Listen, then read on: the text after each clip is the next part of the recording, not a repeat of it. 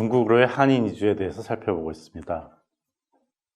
지금 시간에는 조선족이라고 하는 그룹이 어떻게 나타났는가 하는 점에 대해서 알아보도록 하겠습니다.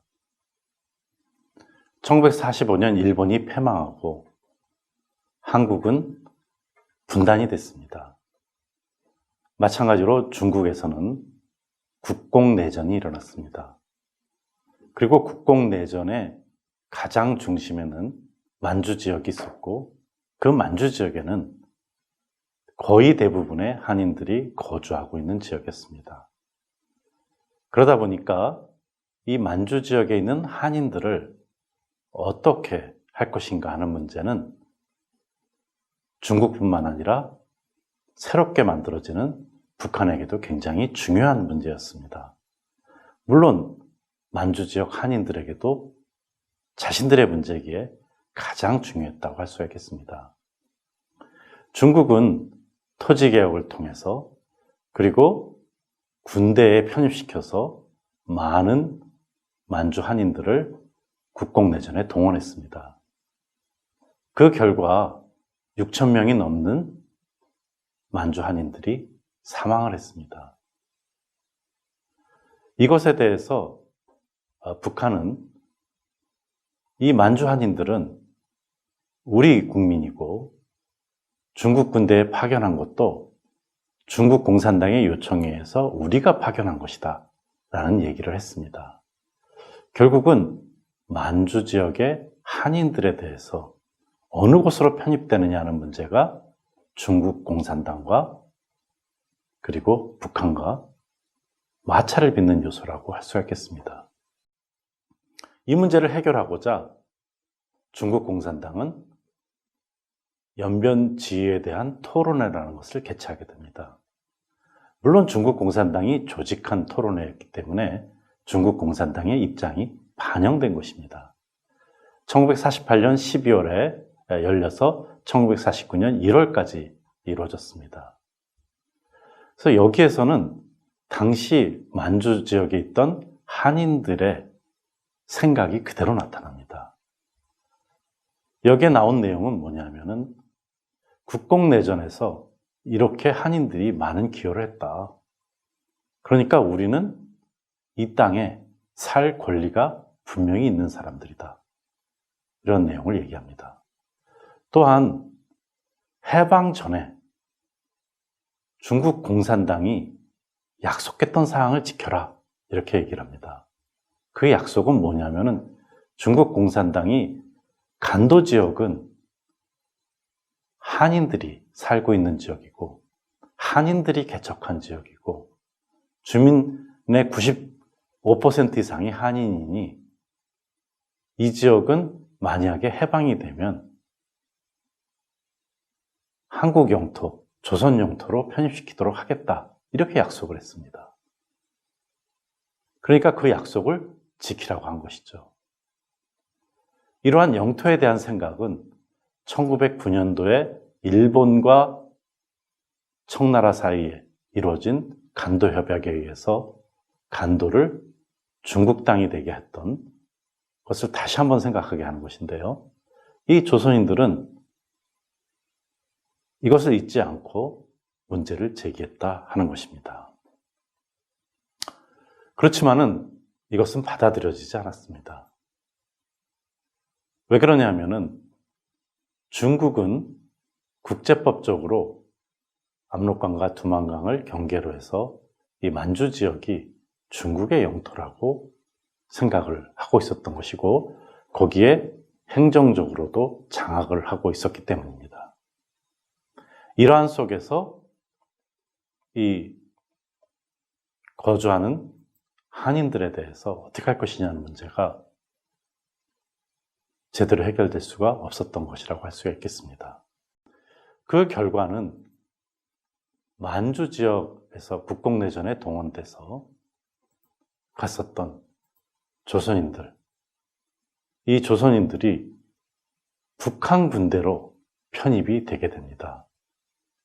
그래서 이미 한국전쟁 전인 1950년 전에 대다수의 군인들이 북한 군대로 편제가 되고 그리고 한국전쟁에 동원이 됩니다. 여기 흑룡강성 목단강 송강 출신 군인 한 사람의 얘기를 보도록 하겠습니다. 이 사람은 1945년도에 독립운동을 하다가요, 조선의용군이라는 형태로 해서 만주 지역에 왔습니다. 그런데 이 만주 지역에 온 조선의용군으로 왔는데 이 사람은 항일연군이라고 하는 중국 공산당과 연관되는 한인들의 독립운동 그룹에 속하게 됩니다. 그런 다음에 국共내전 기간에는 중국 홍군으로 편입이 돼서 길림성 장춘을 해방시키는 전투에 참가를 하게 됩니다. 맨 처음에는 홍군 11사단에 그리고 나중에는 164사단에 소속되게 됩니다. 그러다가 자기도 모르게 49년도에 기차를 타고 북한으로 들어가게 됩니다. 집단적으로. 그러면서 인민군 5사단에 편입이 되게 됩니다. 그러니까 이 사람의 회고를 보더라도 당시 만주 지역 한인들에게 있어서 국가와 국민에 대한 문제는 어떻게 보면 굉장히 혼동스럽다고 할 수가 있겠습니다. 중요한 점은 이러한 부분들이 한국전쟁을 거치면서 해결이 됐다고 하는 것입니다. 이 한국전쟁을 거치면서 북한에 갔던 군인들 중에 일부는 북한에 남았습니다. 그리고 많은 분들은 중국으로 돌아왔습니다. 또 만주 지역에 있었던 공산당의 지도층들은 회의 결과 간도 지역이 중국 지역이 된 것이 결정되면서 대거 북한으로 들어오게 됩니다. 북한으로 들어와서 북한의 장관급들로서 역할을 하는 중국 만주 지역의 한인들이 있게 됩니다. 그러니까 이주라면 이주의 형태로서 이 만주 한인들이 중국과 북한 사이에서 왔다 갔다 하다가 결국은 정착이 되는 과정이라고 할 수가 있겠습니다. 이런 한국전쟁 이후에 그 결과 만주 지역에 있는 한인들을 대상으로 중국은 민족구역자치라는 것을 실시하게 됩니다. 민족구역자치는 소수민족에게 특정 구역에서 자치권을 보장한다 하는 점입니다. 그래서 1954년도에 이루어진 법에 의해서 길림성 연변조선족 자치주가 만들어지게 되고요. 여기에서 조선족으로서 중국 국민이자 조선족으로서 자치를 한다 하는 내용으로 중국에서 새로운 그룹으로서 형성되게 됩니다.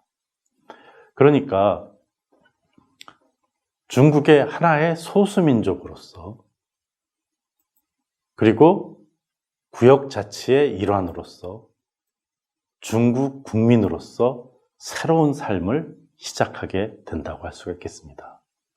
그래서 이제 만주 지역 한인들은 조선인에서 조선족으로 변하게 된 것입니다.